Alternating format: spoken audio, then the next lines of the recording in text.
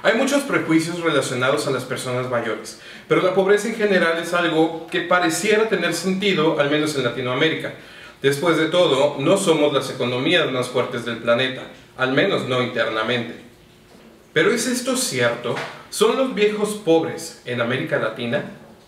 Mi nombre es Arturo Arcos, te doy la bienvenida a Bienvejecer. En el video de hoy exploraremos la situación económica de las personas mayores en los países latinoamericanos y del Caribe. Obviamente, la situación de cada país es única, pero hablar de América Latina como un todo nos permite ver varios puntos en común. Así que antes de que digas en los comentarios que no podemos comparar, por ejemplo, Argentina con Colombia, te repito, estamos hablando de la situación a grandes rasgos. Comencemos entonces.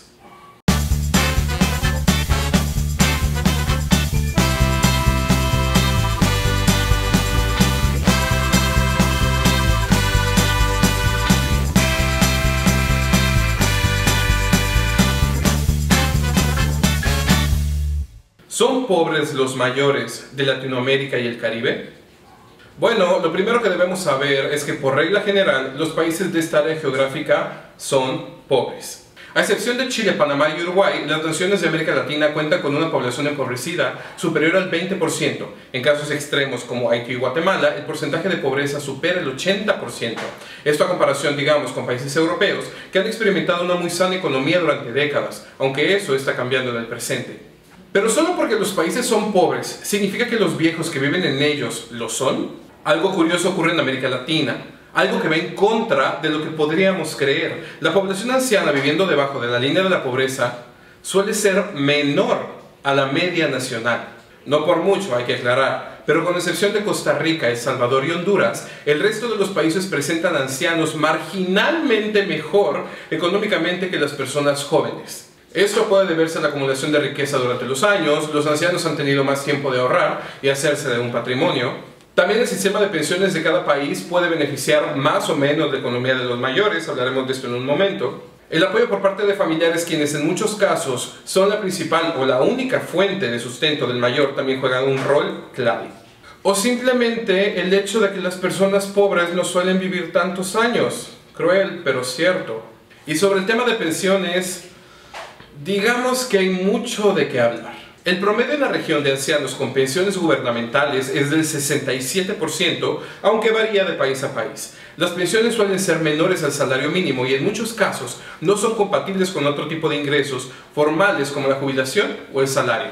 Argentina, por ejemplo, tiene uno de los mejores planes de pensiones de Latinoamérica y ofrece solo el 70% del salario base, y para acceder a él, el mayor debe tener al menos 70 años.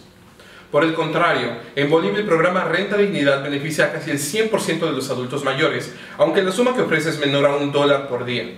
Recordemos que el Banco Mundial marca la línea de pobreza extrema en ingresos inferiores a $1 al día. En Latinoamérica, el acceso a pensiones gubernamentales es un privilegio. Y si las cosas continúan en este camino, cada vez menos personas contribuirán a la economía formal de estos países y por lo tanto habrán menos trabajadores activos que cubran con sus empleos las pensiones de la creciente población anciana. ¿Qué pasa ahora con los mayores económicamente activos? Por regla general, la principal fuente de empleo de adultos mayores es el autoempleo, seguido por el sector de servicios y la educación. Es obvio que hay una gran diferencia entre los trabajadores que cuentan con prestaciones como seguro médico, fondo de ahorro y pensión para la jubilación.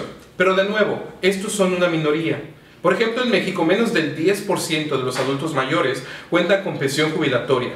El resto, en su mayoría, se dedicó a la economía informal o al cuidado de los hijos en el caso de las mujeres. Si le sumamos a esto que entre menos ingresos, menor acceso también a servicios de salud, entramos en una crisis en la cual la población más vulnerable a enfermedades tiene miedo a enfermarse porque no hay cómo costear una consulta médica, mucho menos una hospitalización. Por eso es que tenemos como otra de las grandes fuentes de ingreso de los mayores a la familia. Muchos adultos mayores viven en el hogar familiar en donde hijos, nietos, sobrinos y demás parientes ayudan a cubrir con los gastos que genera su deterioro. El problema aquí, y esto no es algo solo de América Latina, es que cuando el mayor percibe una pensión, ese dinero puede usarse para otros gastos que no benefician directamente a la persona anciana, sobre todo si hablamos de un mayor dependiente. ¿Sabemos en qué porcentaje esto ocurre? No. Aunque indicios médicos y sociales pudieran servir de guía, la realidad es que nadie lo sabe y es muy difícil hacer un estimado. Quisiera decir que puedo terminar este video con una nota alegre, pero la realidad es que el futuro de Latinoamérica no presenta muchas esperanzas. ¿Qué sucederá en Venezuela con la crisis y la racionalización? ¿Cómo funcionará México con su nueva ley de pensiones? ¿Cuál es el papel de Cuba ahora que abrirá más sus fronteras al resto del mundo? ¿Cómo afectará la migración masiva de los países centroamericanos en el desarrollo económico y el plan de pensiones de la región? Solo el tiempo lo dirá. Por lo pronto, ¿puedo sugerirte que ahorres por tu cuenta? ¿O compra dólares? Tal vez. Y si el estrés es tanto que te dan ganas de dejar tu patria y volar a cielos más azules, entonces permíteme recomendarte Panamá. La organización HealthPage International nombró a Panamá como el mejor país de Latinoamérica para envejecer, aún por encima de Uruguay y de Chile, cuyas economías son más fuertes. Esto debido a los altos niveles de educación y acceso al empleo por parte de la población mayor. De hecho, más del 98% de los panameños entre 55 y 65 años son económicamente activos. Sí, las pensiones son malas, como en los demás países. Pero ¿cómo resistirse a las bellezas naturales, culturales y gastronómicas del país partido en dos por el mar?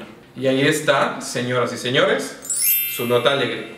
Espero sus comentarios. Esto fue Bienvejecer. Muchas gracias por acompañarnos una semana más en Bienvejecer. Si te gustó el video, dale pulgar arriba y comparte. Y si quieres ver más videos como este, da clic en el botón rojo para suscribirte. También puedes seguirnos en Facebook en Revista Bienvejecer. Nos vemos la próxima semana. ¡Feliz envejecimiento!